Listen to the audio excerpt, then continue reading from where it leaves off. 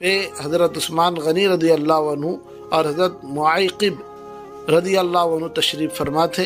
آپ دونوں میں سے کوئی ایک انگوٹھی مبارک دوسرے کو پکڑا رہا تھا کہ انگوٹھی کنویں میں گر گئی، پھر باوجود بہت زیادہ تلاش کے نہ مل سکی۔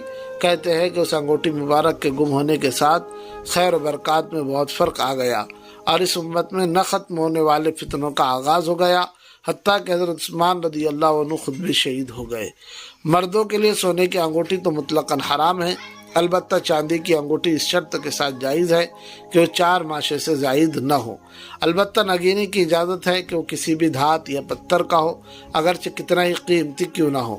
اس میں بھی قاضی، مفتی وغیرہ کے لیے جن کو مہر وغیرہ کی ضرورت پڑتی ہے ان کے لیے سنت ہے، البتہ زینت کی نیت سے پہننا مناسب نہیں اور غیر اولیٰ ہے۔ عورت کے لیے سونے اور چاندی کی انگوٹھی تو جائز ہے، اس کے علاوہ پیتل، لوہا وغیرہ کسی دوسری دھات کی